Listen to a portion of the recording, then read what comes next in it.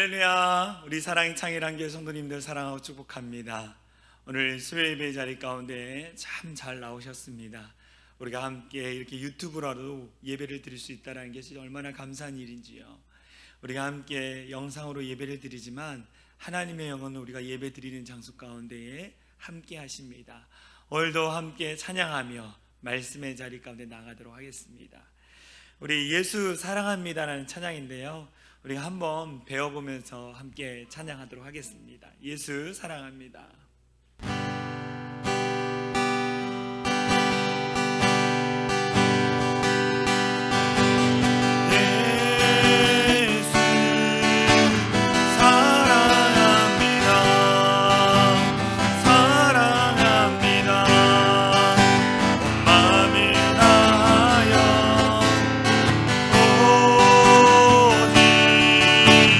주님 앞에만 가자.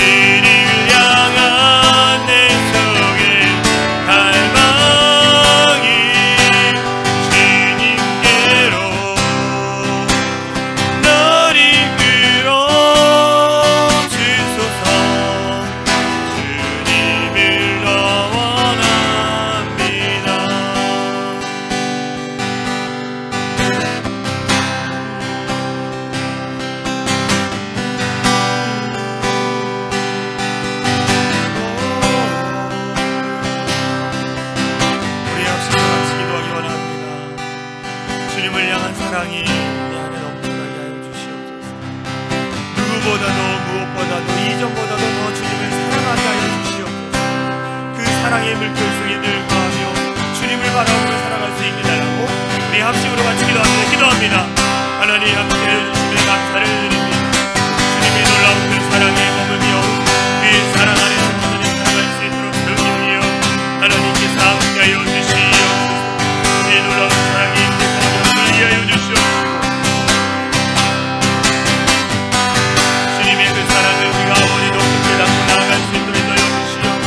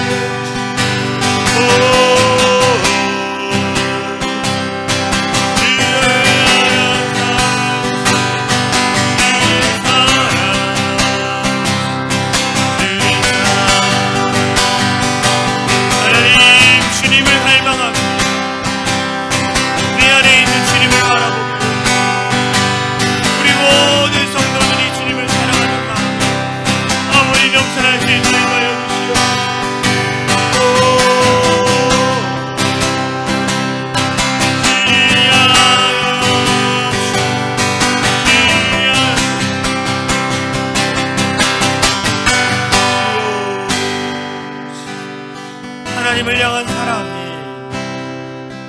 우리 안에 넘쳐나게 하여 주시옵소서. 우리 성도들이 주님을 향한 그 사랑이 멈추지 않고 끊임없이 주님의 사랑 가운데 거할 수 있도록 하여 주시옵소서.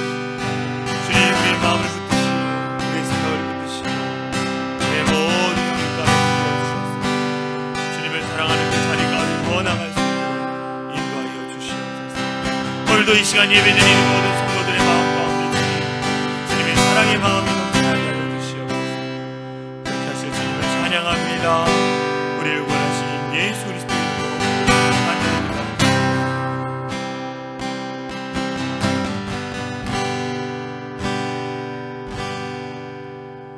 우리 이 시간 힘차게 박수치면서 손을 높이 들고 주를 찬양 우리 함께 찬양하겠습니다. 손을 높이 들고 주를 찬양 높은 곳을 향해 주를 찬양 모든 맘들이 주를 찬양하라 할렐루야. 왕이 왕되신 예수 다스리시는 예수 생명 있음을 찬양해 다시 한번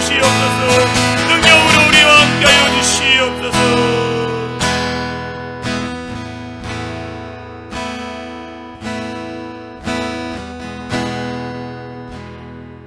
그렇게 하셔 주님을 찬양하며 우리를 원하신 예수 그리스도의 이름으로 간절히 기도하옵나이다. 오늘 우리에게 주신 하나님의 말씀은 요한복음 5장 1절에서 9절 말씀입니다. 요한복음 5장 1절에서 9절 말씀, 제가 하나님의 말씀을 봉독해 드리도록 하겠습니다. 요한복음 5장 1절입니다. 그 후에 유대인의 명절이 되어 예수께서 예루살렘에 올라가시니라. 예루살렘에 있는 양문 곁에 히브리 말로 베데스다라 하는 못이 있는데 거기에 행각 5이 있고 그 안에 많은 병자, 맹인, 다리 저는 사람, 혈기 마른 사람들이 누워 물의 움직임을 기다리니 이는 천사가 가끔 못에 내려와 물을 움직이게 하는데 움직인 후에 먼저 들어가는 자는 어떤 병에 걸렸든지 낫게 되미러라. 거기 38해 된 병자가 있더라. 예수께서 그 누운 것을 보시고 병이 벌써 오래된 줄 아시고 이르시되 내가 낫고자 하느냐. 병자가 대답하되 주여 물이 움직일 때에 나를 못에 넣어주는 사람이 없어 내가 가는 동안에 다른 사람이 먼저 내려가나이다. 예수께서 이르시되 일어나 내 자리를 들고 걸어가라 하시니 그 사람이 곧 나와서 자리를 들고 걸어가니라. 이날은 안식일이냐. 아멘. 할렐루야. 우리 사랑의 창일한 교회 성도님들, 오늘 수요예배 참 잘 나오셨습니다. 하나님의 크신 은혜가 여러분들이 드리는 예배 장소 가운데 차고 넘치기를 소망합니다. 오늘 함께 나눌 말씀의 제목은 예수님을 만난 사람들 7번째, 38년 된 병자라는 말씀으로 함께 은혜를 나누려고 합니다. 미국의 신학자 마이클 호튼이 쓴 그리스도 없는 기독교라는 책이 있습니다. 그리스도 없는 기독교. 이 책의 머릿말은 이렇게 나와 있습니다. 사단이 한 도시를 완전히 장악하면 어떤 모습일까요? 사단 마귀가 한 도시를 장악하면 어떤 모습일까요? 라는 머릿말로 시작합니다. 그리고 그 질문에 답이 이렇게 나왔어요. 사단의 손아귀에 떨어진 도시는 어떤 모습일까? 술집은 모두 문을 닫을 것이고, 도생물은 자취를 감출 것이며, 사람들은 친절하고 상냥하게 서로를 대할 것이다. 거리에서 악담도 고함도 사라질 것이며, 교회는 주일마다 사람들로 넘쳐날 것이다. 그러나 예배에서 그리스도가 선포되지 않을 것이다. 예배에서 그리스도가 선포되지 않을 것이다. 편안한 도시, 사람들로 넘쳐나는 교회, 그러나 그리스도 없는 예배. 마이클 호튼은 사단이 지배하는 도시를 이렇게 설명을 했습니다. 그리스도가 없는 교회, 그리스도가 없는 예배. 오늘날 많은 사람들이 교회 위기라고 이야기하고 있습니다. 코로나19의 상황뿐만 아니라 이 전염병으로 말미암아 성도들이 현장 예배에 참여하지 못함으로 영적인 교제를 나누지 못하는, 그로 말미암아 성도들이 코로나 이후에 많이 떠나갈 거라는 두려움과 위기론에 대해서 말을 하고 있습니다. 근데 마이클 호튼이 말한 이 위기, 사단의 도성은 적어도 우리가 살고 있는 도시는 아닌 것 같습니다. 왜냐하면 오늘날 한국 교회 안에, 또 우리 사랑의 창일한 교회 안에 예수 그리스도의 이름이 선포되어지고 있기 때문입니다. 매 순간 예배 때마다 예수 그리스도 중심의 말씀이 선포되어지기 때문에 이 사단이 다스리는 도시는 아닌 것 같습니다. 그런데 제가 이 머릿말을 읽으면서 교회의 위기를 논하기 전에, 우리가 한국 교회의 위기, 또 교회의 위기를 논하기 전에 내 신앙은 어떠한가를 한번 생각해 보았습니다. 내 신앙은 어떠한가? 내 신앙은 위기에 빠진 것이 아닌가? 오늘날 많은 그리스도인들이 그리스도가 없는 기독교를 믿고 있습니다. 많은 그리스도인들이 교회를 다니지만 예수가 없는 교회를 다니는 거예요. 예수를 믿지 않고 그냥 어떤 종교적인 행위가 좋아서 믿음 생활을 하는 자들이 있다라는 거예요. 내가 원하는 것을 성취하기만 하면 예수님이 없어도 된다는 것입니다. 이 얼마나 안타까운 일입니까? 여러분들의 신앙에 예수님이 없어도 믿음 생활을 잘해 나가고 있으십니까? 이것은 이단들이 하는 기복주의 신앙입니다. 말씀 안에, 신앙 안에 예수가 없는 것, 이것은 이단이에요. 기복주의 신앙입니다. 이러한 기복주의, 잘못된 신앙을 가진 사람들이 오늘 본문에 등장하고 있어요. 이런 기복주의, 예수님이 빠져버린 믿음, 그러한 믿음을 갖고 있는, 잘못된 믿음을 갖고 있는 사람들이 오늘 본문에 등장합니다. 그들은 바로 예루살렘 양문 곁에 있는 베데스다 연못가에 있는 병자들이에요. 그들은 믿음보다 자신들의 질병을 고침받고자 그곳에 몰려들었습니다. 첫 번째, 베데스다 연못에 모인 사람들.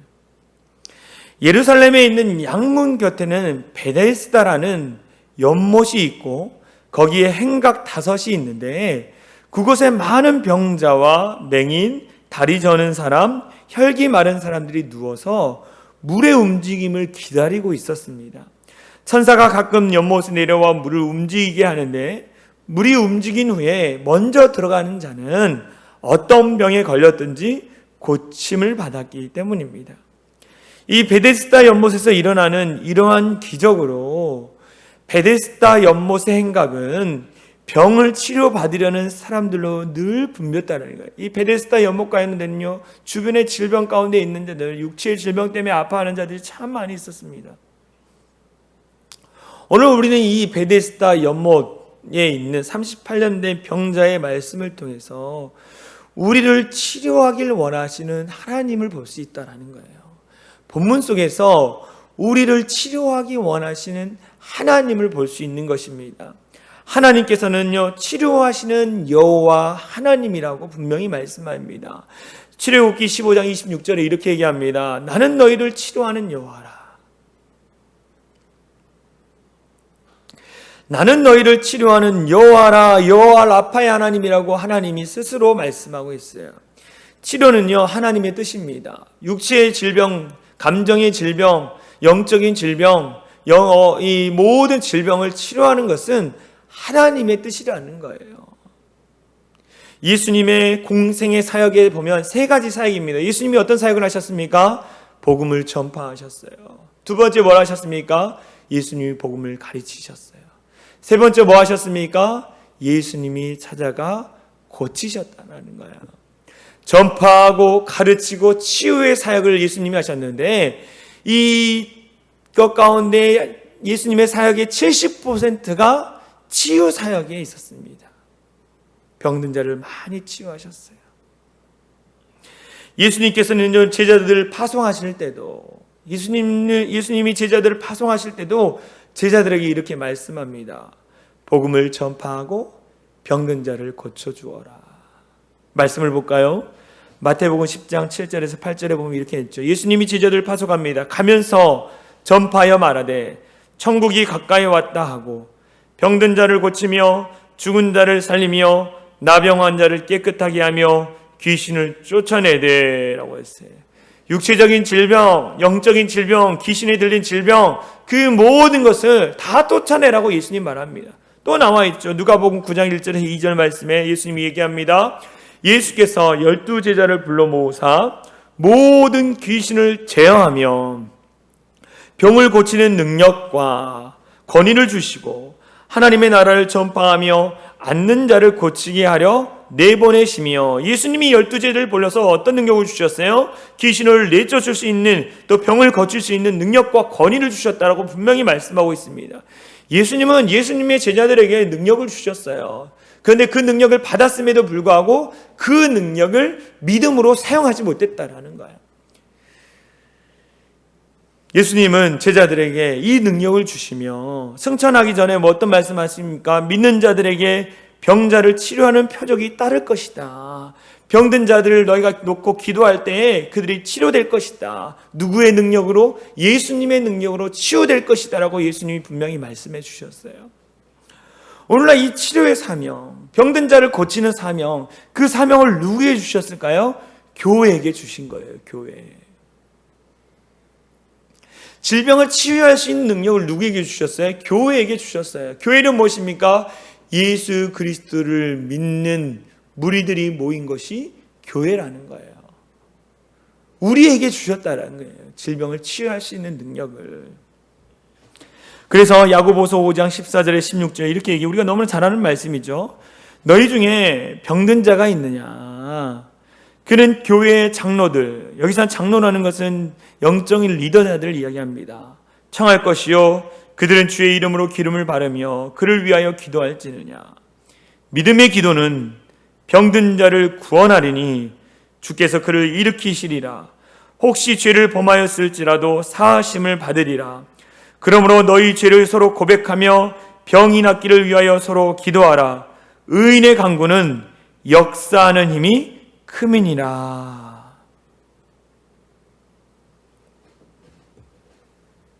이처럼 기독교의 복음과 이 치료는 아주 밀접한 관계가 있어요. 복음을 듣고 복음을 믿는 자들 가운데에 치료되는 거예요. 회복되는 것입니다. 그래서 우리는 복음을 듣고 그 복음의 능력을 경험해야 한다는 거예요. 할렐루야. 경험해야 한다는 거예요. 오늘날 이 시대 가운데 이 치료의 능력이 우리 가운데도 넘쳐나고 있습니다.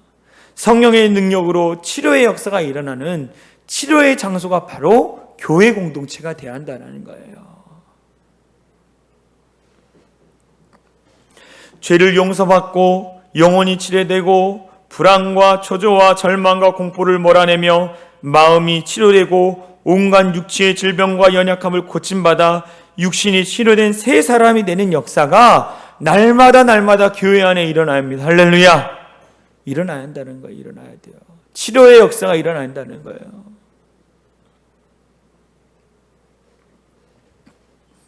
왜 그렇습니까? 치료는 하나님의 뜻이라는 거예요. 육체적인 질병, 영적인 질병, 감정의 질병은 예수의 이름으로 다 치유받게 되어 있는 것입니다. 왜 우리가 치료가 안 됩니까? 오랫동안 그 질병 때문에 포기해버렸기 때문이에요. 더 심하게 말하면 믿음이 없기 때문이에요.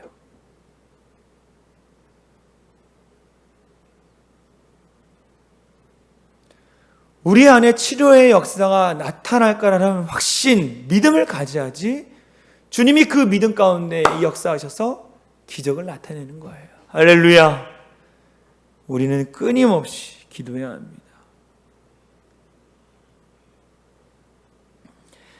병든 사람이 건강해지고 교회가 건강해지고 나아가 사회가 건강하게 되는 거예요. 신유의 능력으로 개인과 교회와 나라가 건강해지길 간절히 기도합니다. 두 번째, 38년 된 병자를 찾아오신 예수님. 사진에 보면 예수님이 그 많은 무리들 가운데에 찾아오셨어요. 누구에게 오셨어요? 38년 된 병자를 찾아오셨어요. 여러분들 1년도 아니고 38년 동안 질병에 노출되어 있었다라고 생각해 보십시오. 일주일 몸이 아파도 힘들고 낙심되는데 38년 동안 질병 때문에 아파하고 힘들어하고 있어요.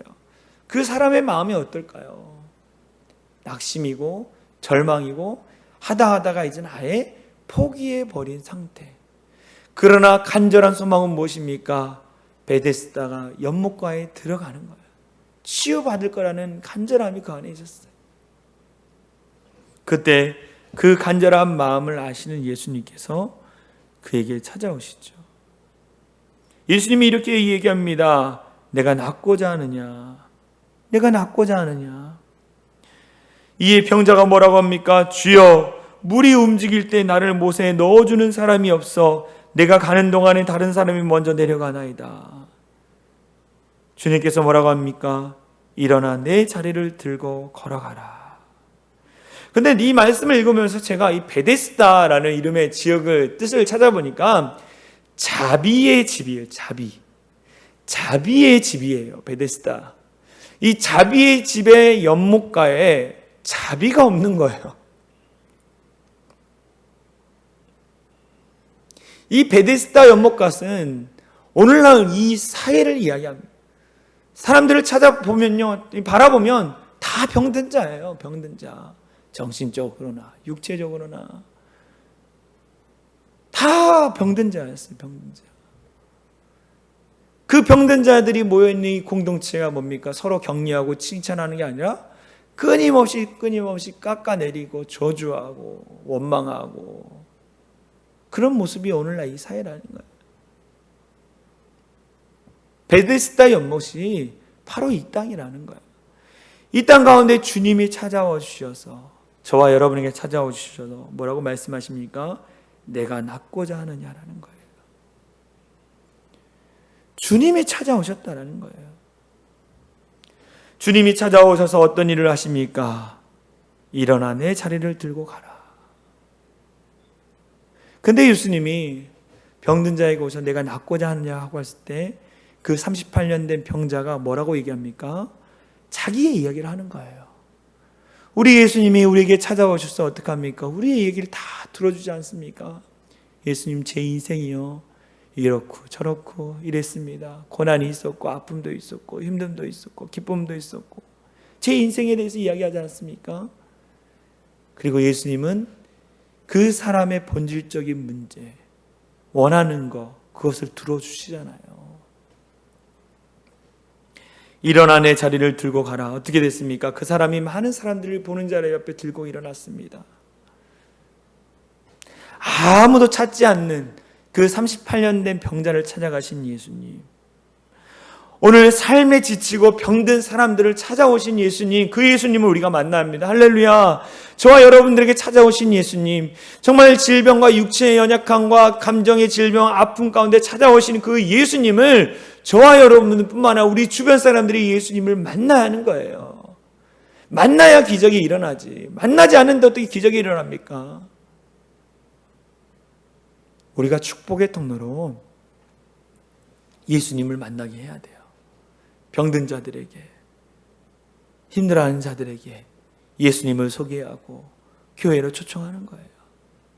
그러면 그들은 예수님이 38년 된 병자를 찾아갔던 것처럼 예수님이 그 한 사람 한 사람을 찾아가서 치유해 주시는 것입니다. 말씀 보겠습니다. 요한계시록 3장 20절 이렇게 얘기하죠. 볼지어다 내가 문 밖에 서서 두드리노니 누구든지 내 음성을 듣고 문을 열면 내가 그에게로 들어가 그와 더불어 먹고 그는 나와 더불어 먹으리라. 볼지어다 내가 문 밖에 서서 두드리노니, 예수님은 이 땅 가운데 사랑하는 모든 영혼들에게 영혼의 문을 다들 두드리고 계시는 거예요. 그런데 우리는 뭡니까? 믿는 자들은 문을 열고 예수님을 영접한 거고, 아직 예수님을 알지 못하는 자들은 문을 열지 않는 거예요. 영혼의 문을 열지 않는 거예요. 그 영혼의 문을 열 수 있도록 우리가 도와줘야 하는 것입니다. 그래야만이 치료의 역사가 나타나는 거예요. 예수님을 모시기만 하면, 마음에 모시기만 하면 모든 질병이 치유받는 것입니다. 왜 그렇습니까? 우리의 모든 육체의 질병, 아픔들을 예수님이 이미 경험하셨고 그것으로부터 승리하셨기 때문이에요. 그래서 누구보다도 예수님이 우리의 인생의 문제, 아픔, 질병들을 너무 잘 알고 계셔서 직접 우리 주님이 우리 가운데 오셔서 우리를 치유해 주시는 것입니다.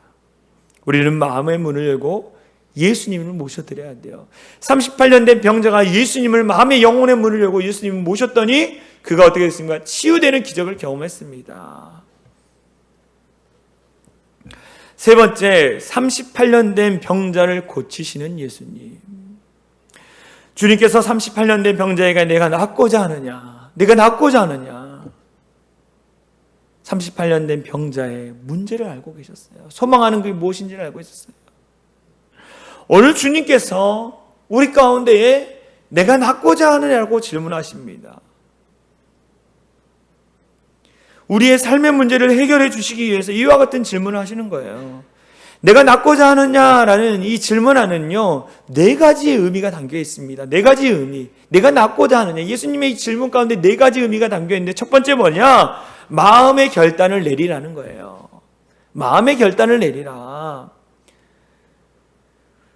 우리가 주여 주여 나를 이 죄악에서 구하여 주시옵소서라고 하면서 부르짖지도 않고 기도도 하지 않으면, 우리가 그것에 대해서 정말 끊어버리겠다고 단호한 마음의 결단을 하지 않으면 역사는 나타나지 않는 것입니다. 마음의 결단을 하라는 거예요.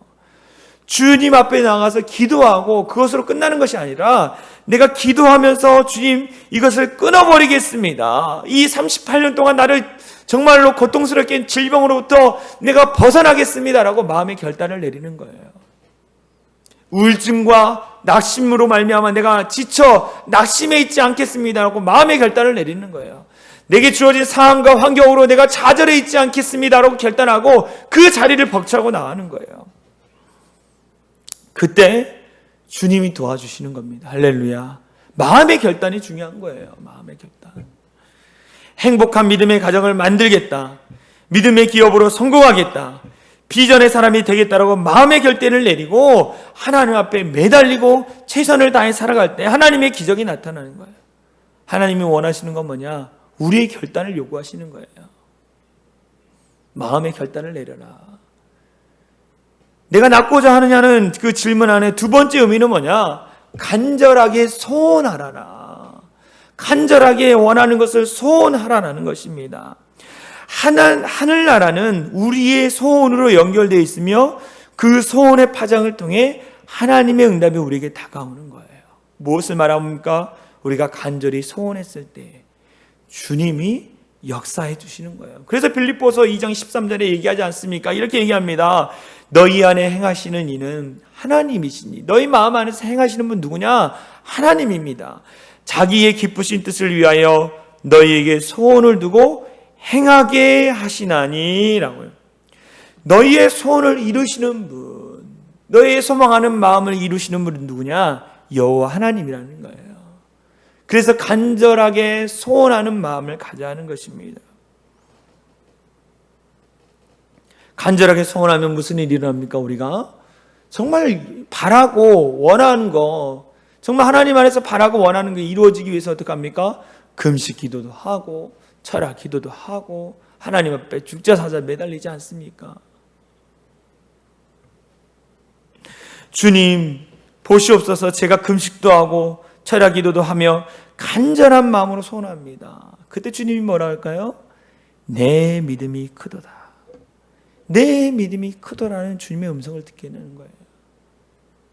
38년 된 병자에 내가 낫고자 하느냐, 내 마음에 간절한 소원이 있느냐라고 질문하신 거예요. 여러분, 간절한 소망이 있으십니까? 소원하는 것이 있습니까? 주님 앞에 매달리고 기도하십시오. 세 번째, 내가 낫고자 하는 그 음성 가운데, 그 질문 가운데 의미는 뭐냐? 내가 믿겠느냐는 거예요. 내가 믿겠느냐? 내가 너를 치료해 줄 것에 대해서 믿겠느냐는 거예요. 내가 너를 회복시켜 줄 거라는 것에 대해서 믿겠느냐는 거예요. 내가 믿겠느냐? 오늘날 주님께서 우리를 향한 내가 나를 믿느냐라고 물어보십니다. 그러므로 우리는 십자가의 사랑으로 나를 구원하여 주신 주님께 이렇게 고백해야 돼요. 주여, 내가 주님을 믿습니다. 내가 주님을 믿습니다. 늘 고백하는 거예요. 입술로 선포하는 거예요. 네, 주님, 내가 주님을 믿습니다. 누구보다도 더 주님 가운데 믿기를 원합니다. 믿음을 선포하는 거예요.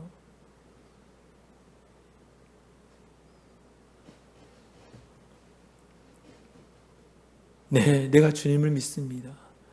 주님이 나를 치료해 주시고 내 인생을 변화시켜 줄 것을 내가 믿습니다라고 고백해야 하는 거예요. 내가 주님을 사랑합니다. 그때 주님이 우리의 인생을 책임져 주시는 거예요. 마지막으로 내가 낳고자 하는 의미는 뭐냐? 내가 순종하겠느냐는 거예요. 내가 순종하겠느냐. 내가 너한테 가서 역사를 일으키고 기적을 일으켰는데 내가 그 가운데 정말로 그 말씀 앞에 순종하겠느냐는 거예요. 절대 순종을 요청하고 있는 거예요. 38년 된 병자가 일어나, 걸어, 일어나라고 예수님이 얘기했을 때 그가 순종하지 않았으면 기적이 나타나지 않았습니다. 그런데 어떻게 했습니까? 일어나라고 했을 때 그가 일어났어요. 순종했다라는 거죠. 믿음은 순종을 통해서 기적이 나타나는 것입니다. 할렐루야. 순종해야 하는 거예요. 말씀 앞에. 하나님의 말씀 앞에 우리가 순종하는 것입니다. 이 순종에는 뭐가 따를까요? 자기의 생각, 주장은 그런 것들을 내려놔야 돼요. 그런 것들을 내려놔야 돼요.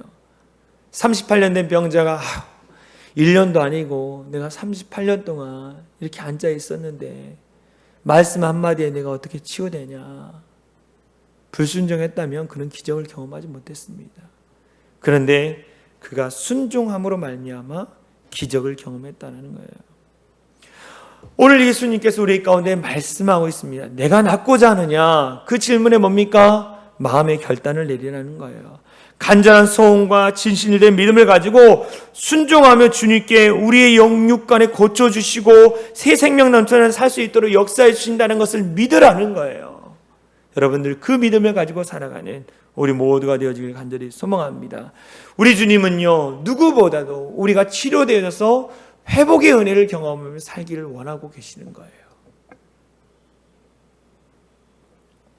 얼마 전에 한 성도님으로부터 연락이 왔습니다. 그 성도님은요, 우울증과 낙심이 늘 있었어요. 우울증으로 인한 낙심이. 근데 말씀을 듣고 예배 자리를 지키고 새벽에도 나오고 금요철에도 나오고 수요예배도 나오고 말씀의 자리 가운데 나아갔더니 그 우울한 마음이 다 사라져버린 거예요. 근데 제가 그분을 담당하는 교구 목사는 아니었지만 그래도 너무 감사해서 명절에 또 귀한 선물을 보내주셨어요. 너무 감사합니다. 늘 우울증 때문에 어두운 생각, 안 좋은 생각하고 그랬는데 지금은 너무나 기쁘고 행복합니다. 우리 주님이 우리를 치료해 주시는 거예요. 할렐루야. 여러분들, 목사가 능력이 있는 게 아닙니다. 내 안에 계신 예수님이 능력이 있는 거예요. 저와 여러분들 안에 계신 예수님의 능력이 있는 거예요. 그 예수님을 바라보며 내가 낫고자 하냐라는 그 예수님의 질문에 네 주님, 제가 낫기를 원합니다. 네 주님, 내가 주님이 나를 치료해 줄 것을 믿습니다. 네 주님, 주님이 나를 일으켜 주실 것을 내가 믿고 순종하겠습니다 하고 결단하며 나가는 우리 모든 사랑의 장인한 교회 성도님들 되어질 간절히 소망합니다. 말씀을 준비하면서 이 찬양이 생각났어요. 우리 함께 이 찬양을 같이 부르고 기도의 자리 가운데 나갔으면 좋겠습니다.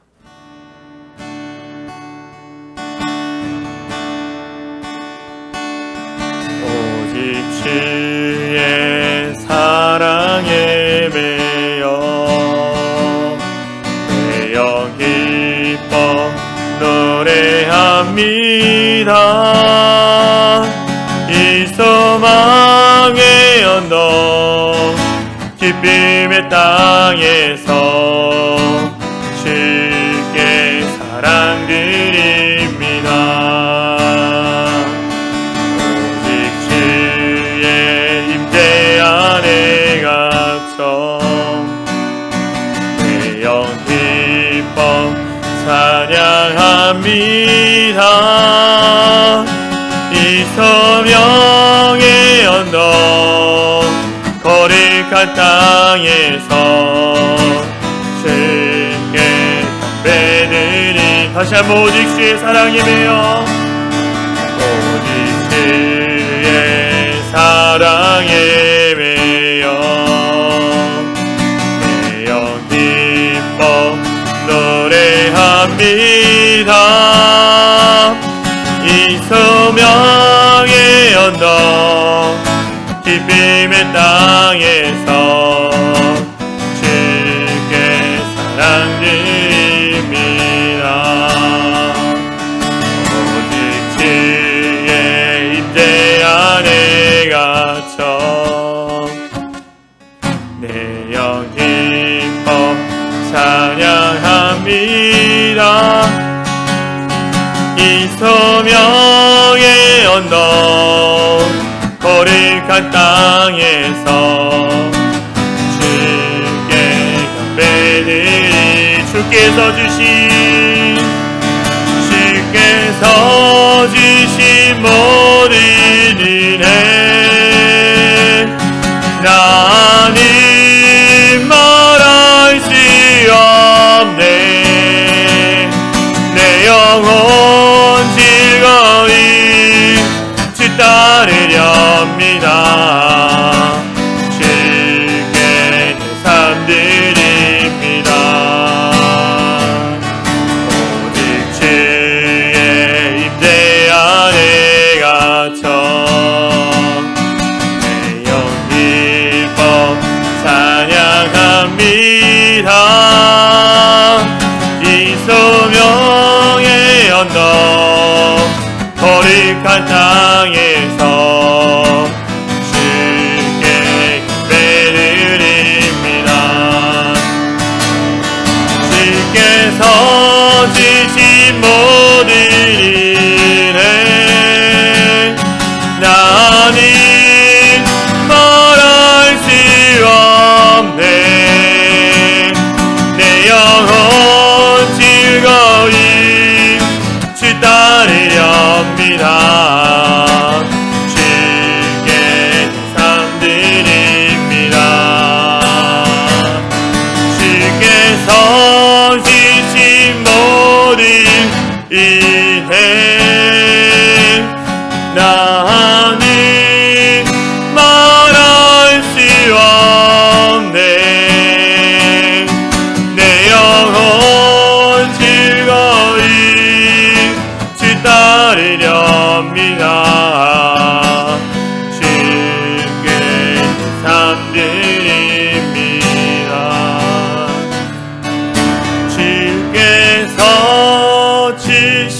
모든 은혜 나는 말할 수 없네. 내 영혼 즐거이 주 따르렵니다. 주께 감드립니다. 주께 감드립니다.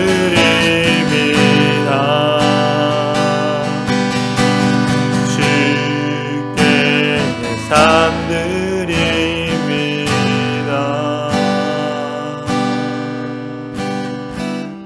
아멘.